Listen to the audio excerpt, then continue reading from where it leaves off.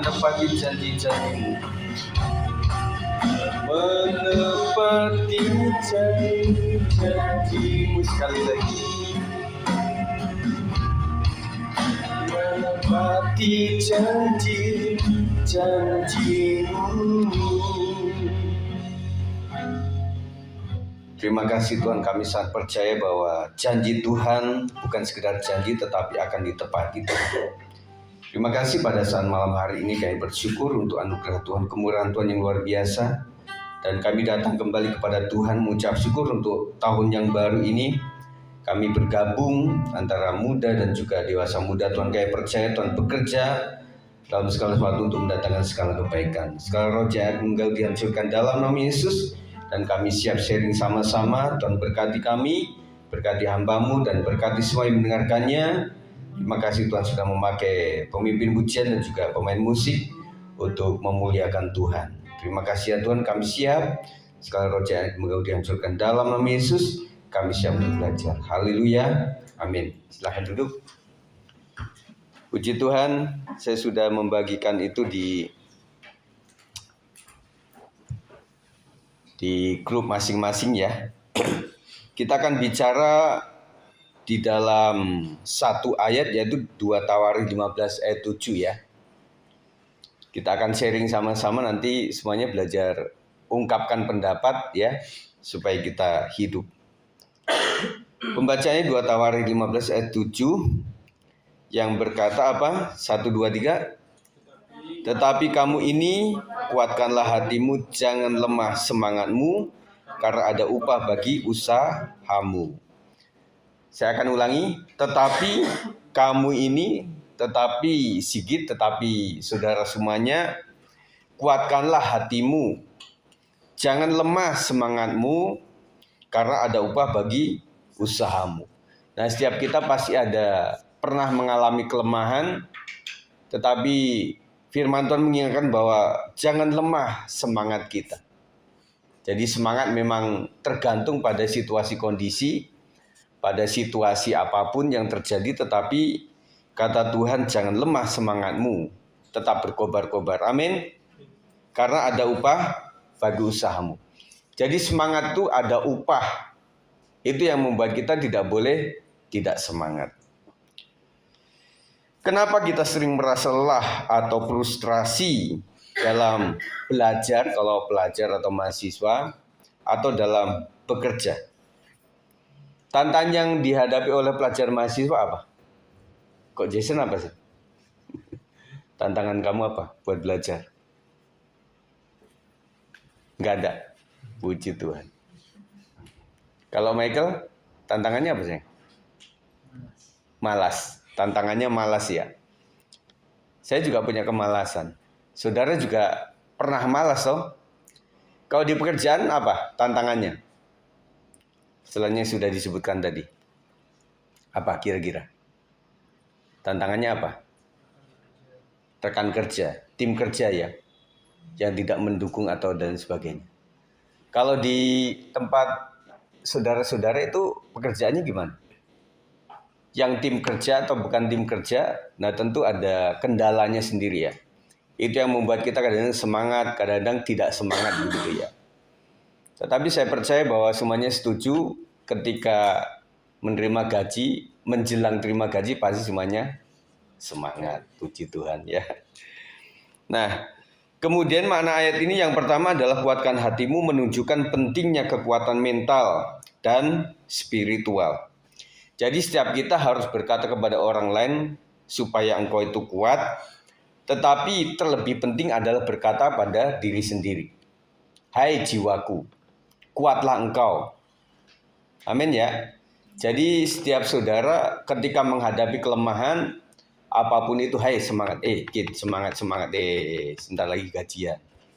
Sebentar lagi libur panjang, gitu ya kalau yang pelajar mahasiswa itu ya.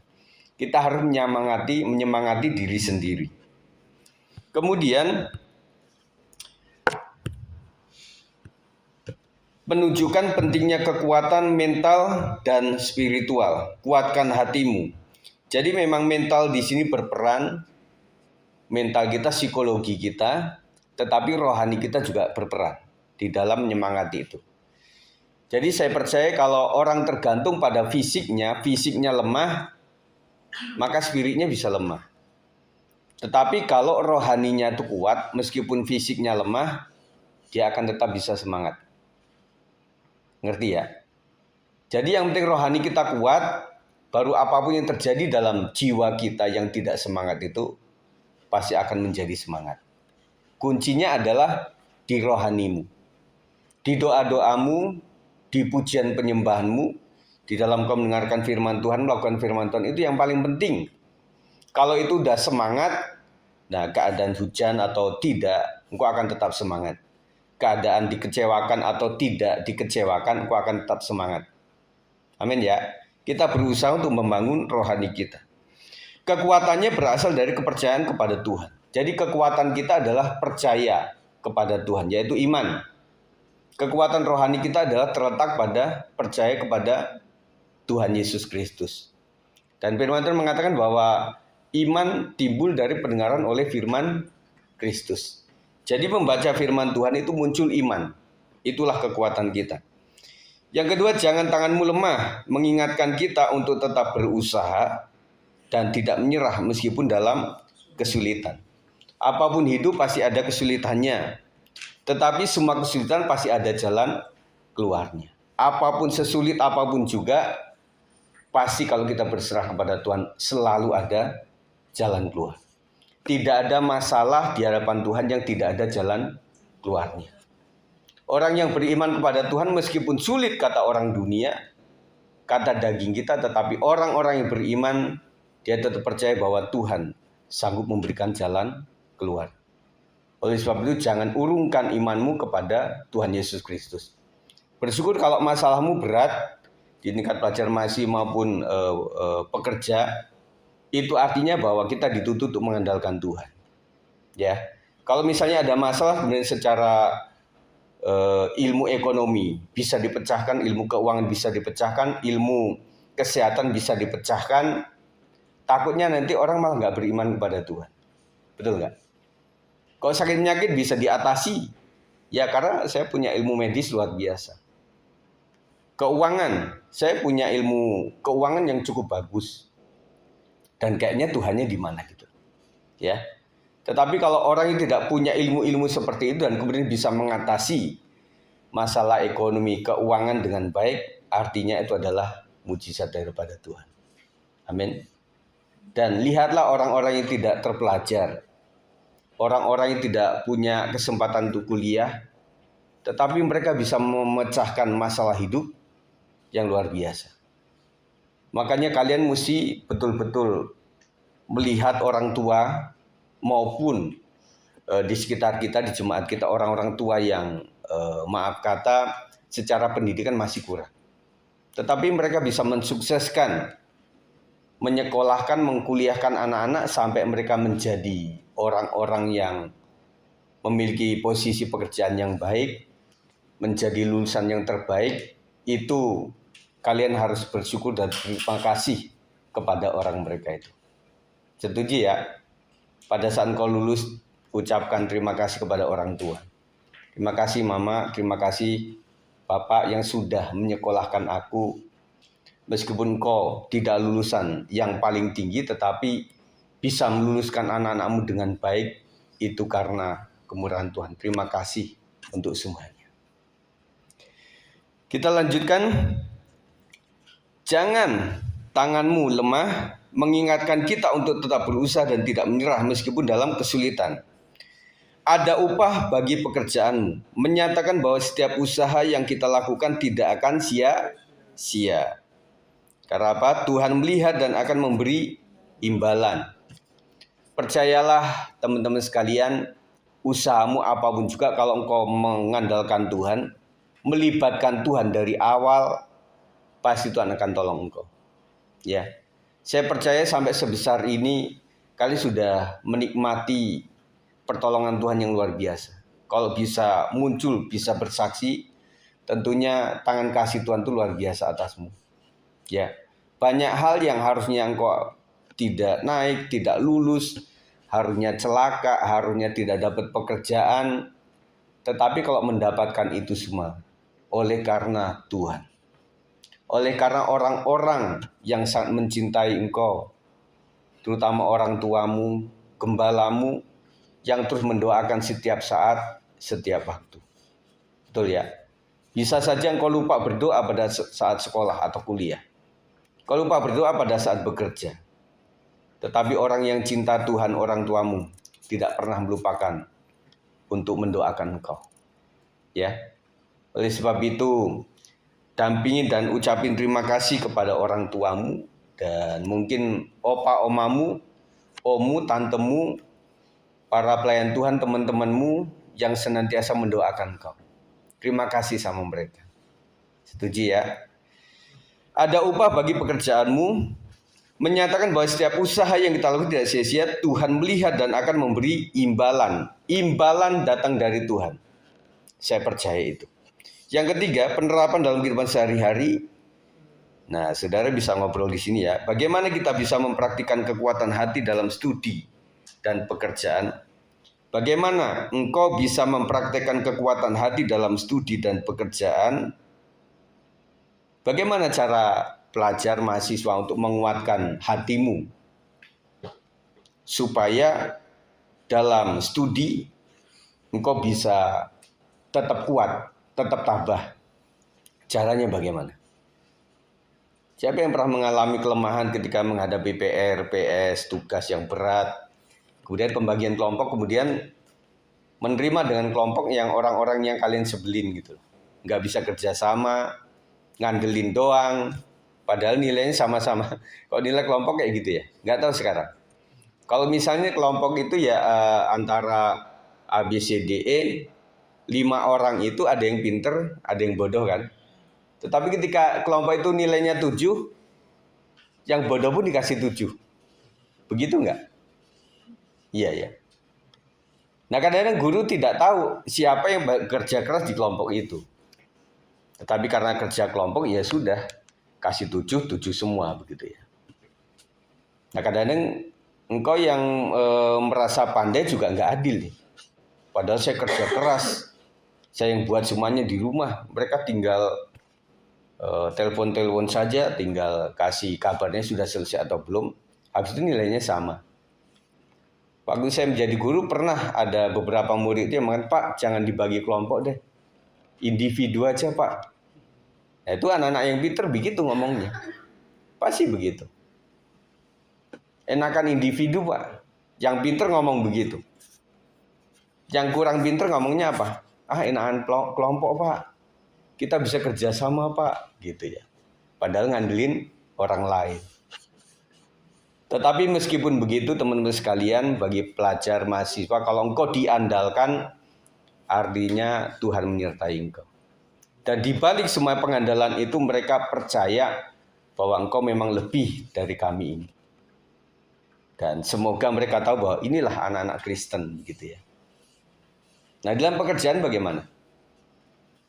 Untungnya nggak ada nilai dalam pekerjaan itu ya. Teamwork itu emang ada nilainya. Nggak ada ya.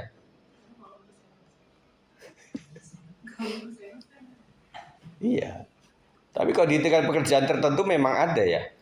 Artinya kerja itu siapa yang paling harus mendapatkan penghormatan begitu ya.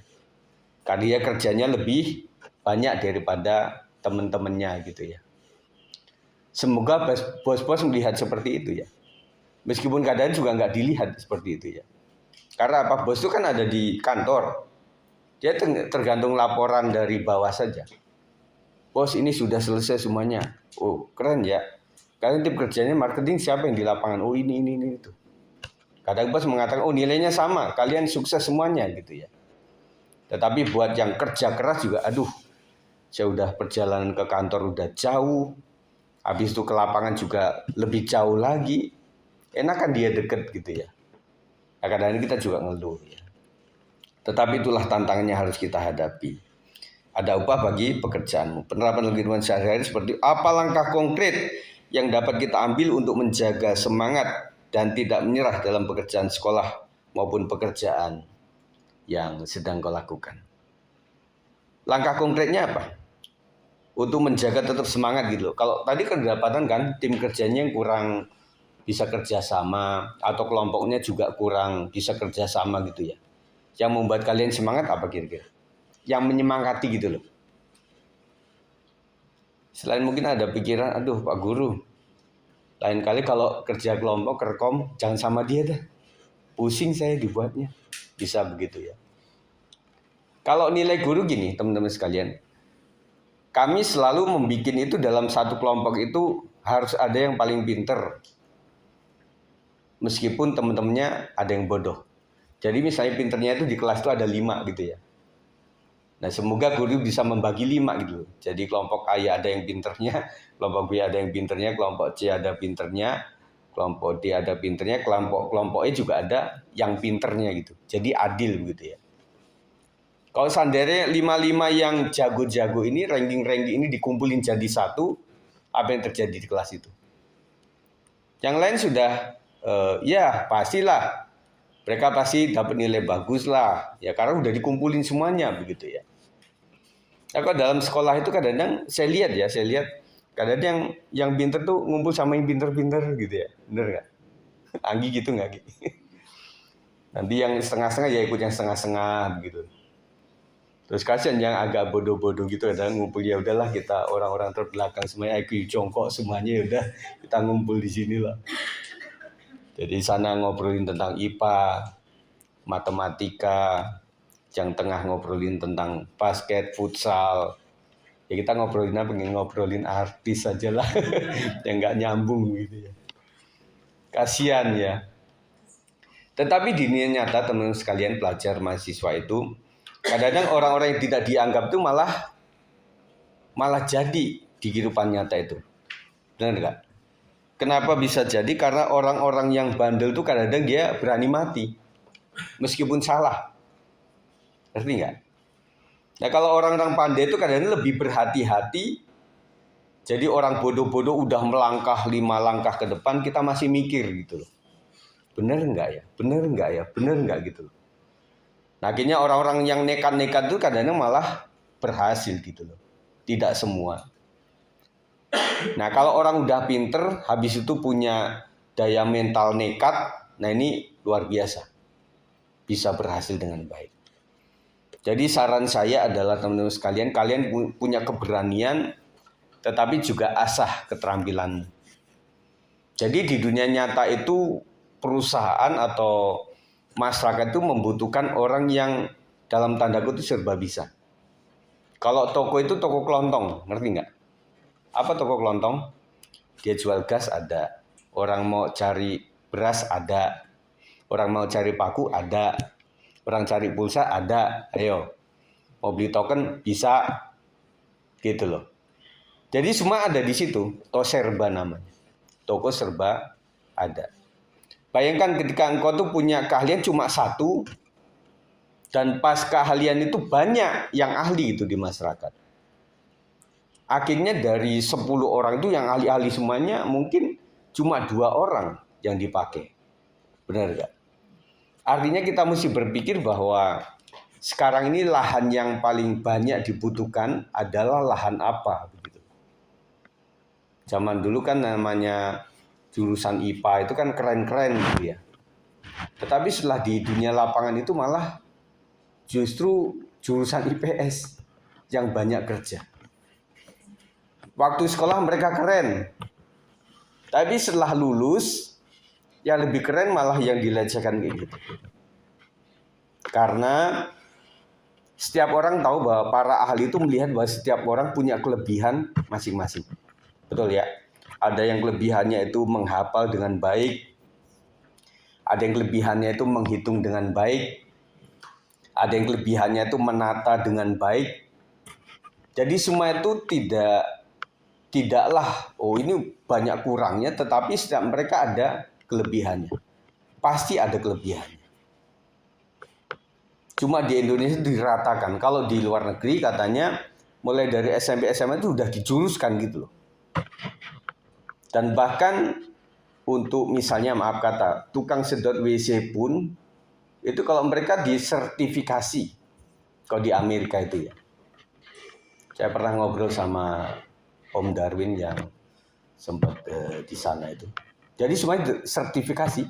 Bahkan untuk masalah pemberesan di rumah tangga itu mereka desertifikasi gitu.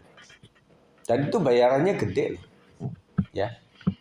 Dan beberapa orang yang kuliah di luar negeri itu jangan bilang mereka punya penghasilan dari pekerjaan yang keren-keren, enggak. Kebanyakan ada yang cuci piring. Ya. Jadi teringat saya punya kakak kelas yang ada di Amerika itu, pada saat dia pulang tuh sampai dia bersaksi menangis dia. Karena apa? Kalian bilang ya saya itu keren di Amerika.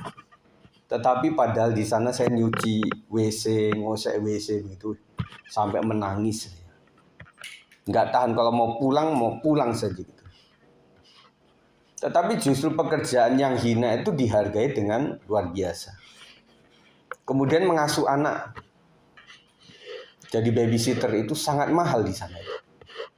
Makanya di keluarga orang bule itu jarang punya pembantu. Kalau punya pembantu berarti kaya raya dia. Karena bayarannya harus gede. Ya. Kalau di Indonesia yang kayak gini-gini kan dilecehkan, hasil rumah tangga ini. Tetapi kalau di luar negeri itu sangat dihargai. Ya. Makanya ada beberapa negara itu yang akhirnya malas menikah, malas punya anak karena repot sekali. Karena mereka adalah kaum dunia kerja semuanya. Tadi itu sampai ada satu negara itu yang siapa yang mau menikah dengan warga kami akan dinikahkan, akan dihargai gitu. Karena udah minim orang yang mau menikah. Ya. Kita bersyukur di sini ya. Penerapan dalam kehidupan sehari seperti itu. Kemudian sesi tanya jawab, apa yang biasanya membuatmu merasa lemah atau kehilangan semangat dalam belajar? Justin, apa yang membuat engkau kadang lemah dalam belajar itu, yang membuat kamu males gitu apa? Banyak ya. Satu aja Justin. Misalnya apa? Iya. Bidang studi yang kamu suka apa?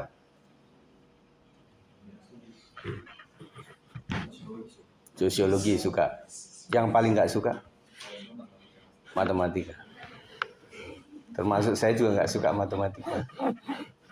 Berarti begini dong, waktu mau pelajaran matematika kamu udah males banget ya? Oh. Iya. Iya. Jadi ada orang yang ini pelajarannya susah banget, ada yang berusaha gitu, aduh ini paling susah ini. Saya harus datang pagi-pagi, saya harus kerjain semuanya gitu. Atau ada yang masa bodoh gitu. Kalau Justin enggak gitu ya. Pokoknya wah ini susah aja gitu ya. Ada juga yang memang pelajaran jadi susah karena gurunya nyebelin. Ada yang begitu ya. Tapi saya jarang dapetin guru matematika itu yang enak gitu sama murid. Kebanyakan killer ya. Pokoknya ilmu pasti itu pada killer-killer gitu loh. Nah yang disukai kadang-kadang adalah guru eskul, voli, futsal, basket, eskul paduan suara. Nah itu disenengin tuh. Biasanya karena apa? Karena bukan pelajaran pokok. Jadi boleh main-main gitu istilah katanya. Ya saya termasuk susah waktu mengajar anak-anak SMA itu. Karena merasa bahwa pelajaran saya nggak terlalu penting gitu loh. Jadi membuat saya kadang-kadang merasa nggak dianggap, nggak dilecehkan yang begitu ya.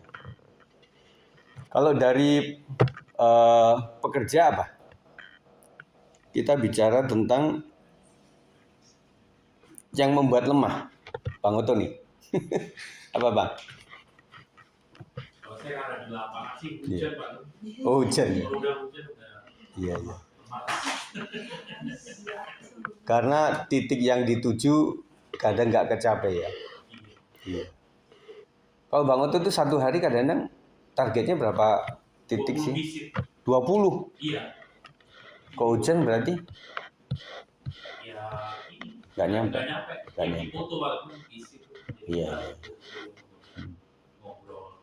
Selfie. Iya. Kalau misalnya hari itu nggak ketangani, besok bisa diulang Yang sama. Bisa, cuman ya udah nggak sama lagi. Iya. Lain ya, karena target harian. Kau Putri apa, Put? Rekan kerja ya. Jadi mirip Kak Sheila kemarin. Ya.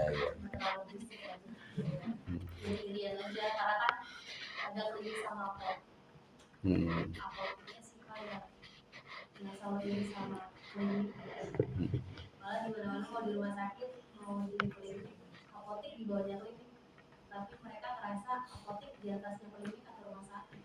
Oh. Kalau Putri di klinik atau apotek jatuhnya? Klinik. Yang benar apa? Ya klinik. Klinik di atas apotek. Klinik di atas apotek. Karena kalau misalnya mandiri cuma obat luar tanpa resep kan pendapatan nggak ada. Benar. Ya kan? Jadi kalau orang berobat ke dokter dapat resep pendapatan baru ada. Kadang yang berpikiran kayak gitu yang punya apotek atau karyawannya ya. Terus akhirnya kayak dilecehkan gitu ya, karena merasa di atasnya klinik gitu. Karena dulu kalau di Depok itu masih praktek dokter bersama Pak. Dia ngerasa ya dengan SOP kayaknya pendapatan dia kayak merasa berkurang. Karena kan dulu nggak beraturan Pak. Iya. Karena kalau ada klinik khusus SOP mereka jadi nggak bisa main obat gitu Pak. Beberapa karyawan kan ada kerjasama sama sales obat. Iya. Pasti cuannya masih terbagi ke mereka. Dan kan di sini aku tuh ada daftar standar obatnya Pak. Jadi ya ada sembarangan lagi semenjak berdirinya klinik. Itu aturan tuh tahun kapan sih? Sebenarnya aturan itu udah berlangsung sih Pak. Oh cuma prakteknya aja ya? Iya, cuma baru dijadikan klinik aja di setiap cabang. Oh. Enggak, itu klinik itu asalnya dari apotek bukan? Klinik itu enggak. Tersendiri. Karena di mana-mana ya klinik di atas apotek. Iya. Rumah sakit, kalau rumah sakit bawahnya apotek. Rumah sakit, klinik, apotek gitu. Jenjangnya mesti gitu ya. Susahnya itu ya. Kok Chelsea gimana, Cel? Kesusahanmu apa?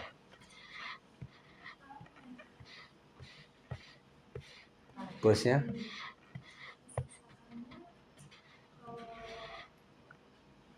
Kamu kerja sama ada timnya atau sendiri sih? Ada timnya. Enak ya. Oh manajernya. Tapi kayaknya manajer gitu-gitu ya.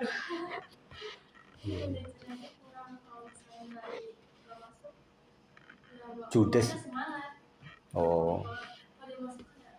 Masih. Iya. Jadi kalau manajer masuk itu malah nggak sukacita. Kalau dia nggak masuk sukacita gitu. Iya. Jadi semua kerjaan, semua di pendidikan memang ada susahnya ya. Yang selanjutnya, yang kedua udah tadi ya.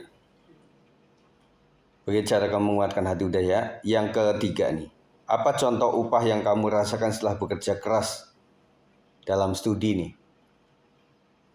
Rahel apa?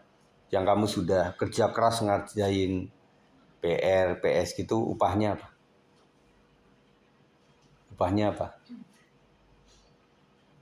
Apa? Upahnya dari siapa?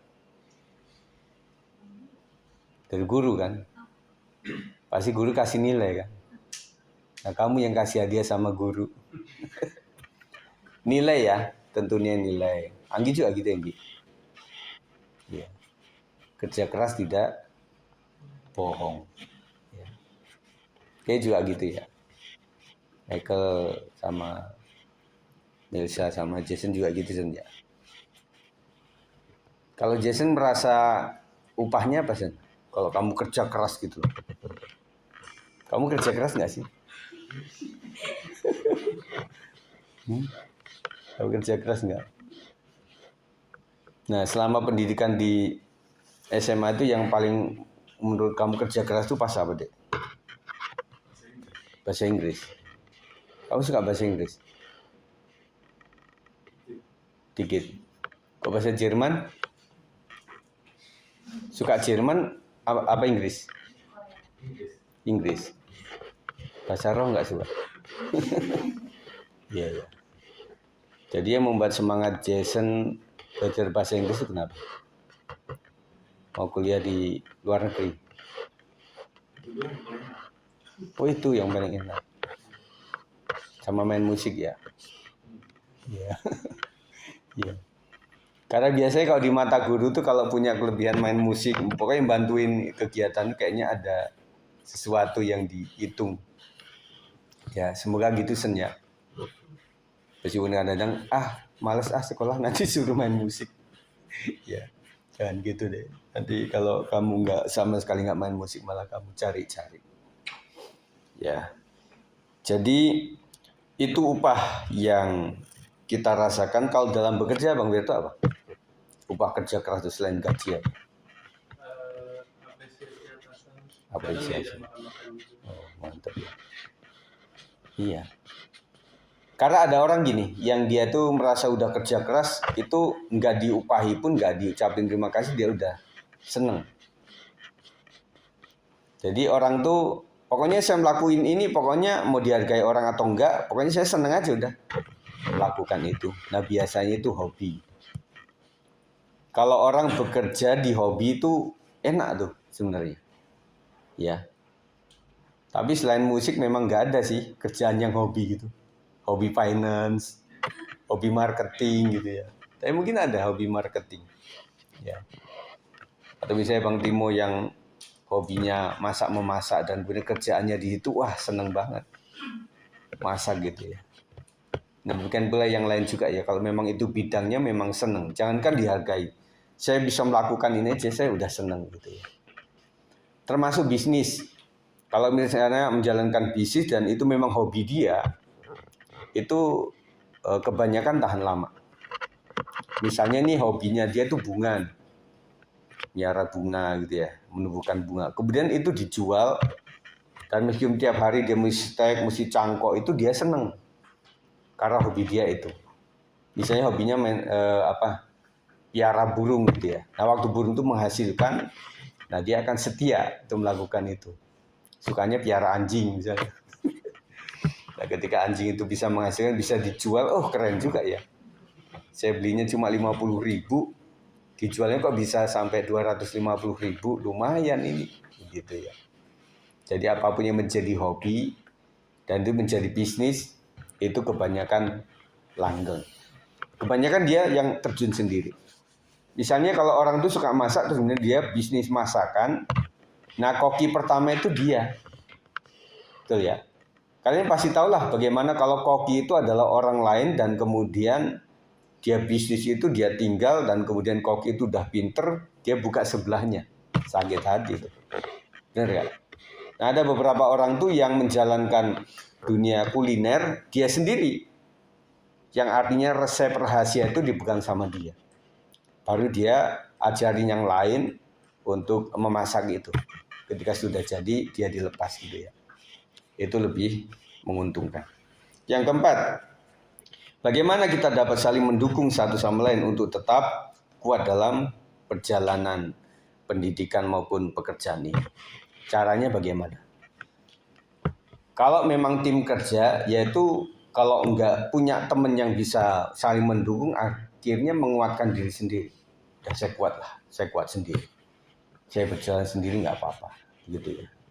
Tetapi jangan sampai berlama-lama. Kalau memang itu mengganggu sekali, ya saya berpikir ya doakan saja supaya bisa cari pekerjaan yang lain, supaya mendapatkan tim kerja yang baik, meskipun tidak bisa menjamin itu. Ya. Penutup, dorong peserta untuk mengingat janji Tuhan tentang upah dari usaha mereka dan untuk saling mendukung dalam perjalanan ini. Nah, teman-teman sekalian, mari kita ingat bahwa setiap kerja keras itu akan ada upahnya. Bidang apapun juga, bekerja dengan keras, pasti ada upahnya. Kalau manusia, bos tidak mau mengupahi, maka sang pemilik alam ini yang akan mengupahinya. Amin. Tetap lakukan yang terbaik. Giving my best. Dari apa yang aku punya, yang terbaik aku berikan. Lakukanlah segala sesuatu seperti untuk Tuhan dan bukan untuk manusia. Itu saja saya sampaikan. Mari kita akan naikkan satu pujian.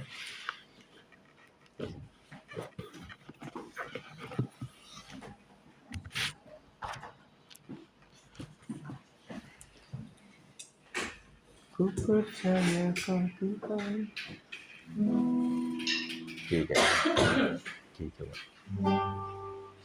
Ku percaya kau Tuhan, tak pernah gagal.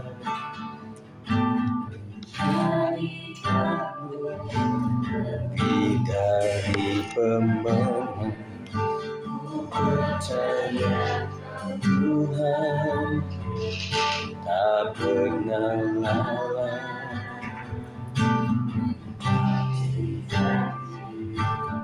Mari kita berdiri. Ku percaya, haleluya. Ku percaya Tuhan, tak pernah dari kamu lebih dari pemenang.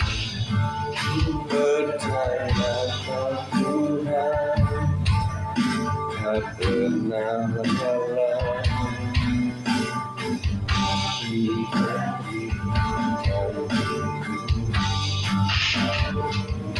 Ku percaya kau Tuhan, tak pernah berikanku lebih dari pemenang. Ku percaya kau Tuhan, tak pernah